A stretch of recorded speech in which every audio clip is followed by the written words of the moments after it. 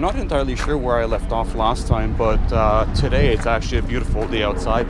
I finished working and got right away on a car as soon as I got home. So the last video a few days ago, I was actually doing the catalytic converter. So I cut it open, I emptied it, re-welded it on. Emptying the catalytic converter so that emptying it, check if it's clogged and try to fix it.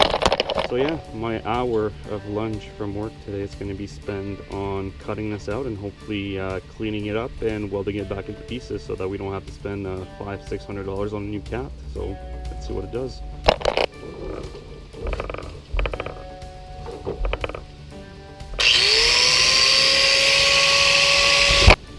So after removing it, here's what we have. You can still see bit through it. It's horrible though, so I will probably vacuum this, and I hope that that was the only restriction. Then I'll have to clean this up, weld it back into place, make it all pretty. But yeah, this is part one done.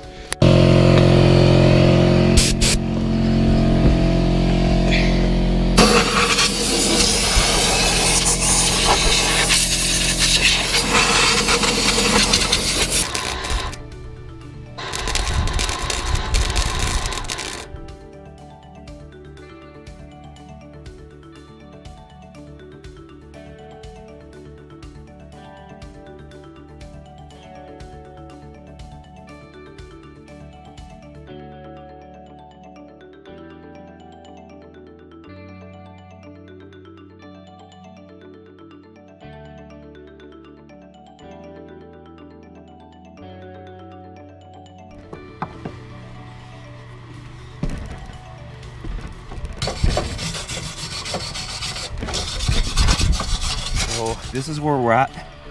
I am no way from an expert in welding. This is the first heat that I weld. We'll see if it holds up, but this is not done. I'll probably grind it a bit. I'll have to probably create a little piece of metal here because I'm not going to be able to weld a big hole like this. Create a piece of metal, put it there, weld on top of it, then probably sand it down a bit. Check if there's any holes. Maybe pour a bit of water into it, see if there's some leaks to make sure there's no exhaust leak before I install it back. And then I'll have to fix up the shields, put the other piece of shield back on so that it doesn't vibrate and all of that. So guys, just on time for lunch break to be over. What time is it? It is 12:53, so I have another 5 minutes to get back to work, but this is what I managed to do in like the last half an hour. So removed the interior, re-welded it, repainted it with black barbecue paint, and we'll be assembling it back. I'll show you guys what it looks like once it's installed. So catalytic converter is right there. It's all welded, and as you can see, it's not pretty as it is right now.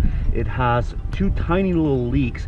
I will be sanding it, and then I will be spraying it once again, checking for leaks, see how it goes. Now what I've been up to today, I've been grinding some of the rust. As you guys know, we're in Canada, so we get a whole bunch of rust. So I've been grinding the rust that there is around the fenders. Back trunk, I think I'll be changing it. If ever I can find one at one of the local scrap yards, I'll probably go pick it up because it's rusted to the point that I can't necessarily fix it easily. The rust goes underneath the window. I'll try to fix it up just a bit so it doesn't look too crazy with the orange rust on the silver car, but I'll probably end up just buying a used trunk, one that is not rusted. Just switch it up, it's going to be so much easier. Hopefully the backlight will come with it as well. I'll be replacing the full back end. So today what I've been doing is I've been sanding the headlights and I've been buffing them. I didn't show you guys how they started, but I'll be honest, it started pretty in a bad shape. Whenever I started sanding the headlights, they were like, you could barely see through them. So this is when I started, they were barely looking something like this. I did sand it down, yes, don't get me wrong, like this is sanded with 1000 grit and then 2000 grit wet sanded. So they looked nearly similar to this. Once I'm done buffing it, again, not a professional job, but here's what it looks like. So not bad, right? So let's compare. So when we compare, you can definitely see the difference. difference between finished and buffed versus in progress. In progress, but this is how they work. So what I've been using is I've been using an electric buffer like this with the little piece of sheet on it, and I've been using some McGuire Ultimate Compound. So I've been buffing it with this a few times, going over the headlight, and once it's done, drying it, and then I would put some pure polish from Mother's on it. So that's the result that it actually turned out to. So not too bad. I'll be cleaning up the car afterwards. I can buff up a few of the places around the car, but this is what it looks like. So I just started the car. I will take it for a test drive, see what it sounds like, see what it feels like. Camera might be a bit off. I'll be putting it on a dash. I do not have my holder, so let's hope you can see properly and hear.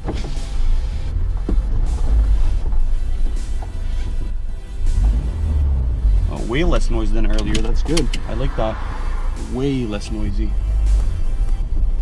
So earlier the exhaust manifold was kind of loose at the block, so I think that it was causing a whole bunch of noise. Oh man, it feels good. Oh yeah. There's still a tiny little leak that I can hear, but man, this feels amazing, to be honest. I really like this.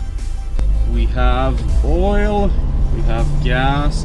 So it still stutters a bit. So I'll be probably checking that out with Mark if we can find what's causing it. He was saying fuel, and I think that I am on the same page as he is. I think I will fully agree with him. I don't know what else it could be. There is no check engine. The air is fine. There's no spark issues. He was texting me earlier, Mark was texting me earlier, and it was also saying maybe the second cat. And to be honest, before he said that, I didn't even think that there would be a second cat on this car. But after looking underneath, there is one. The piece that we would have to remove it's only like 6 bolts. And like Mark said, we could probably just try to run it that way without that part of the exhaust. See if it evacuates the air properly and see if the acceleration steps up. But anyways, it's so far so good. So folks, I'm probably done for tonight. I'll be posting the video right after this. I'll probably have like 2 days or 3 days worth of work on the car. It's gonna be small clips, so might be a bit random, but this is it. The car's up and running, no noise, exhaust is done. Yes sir.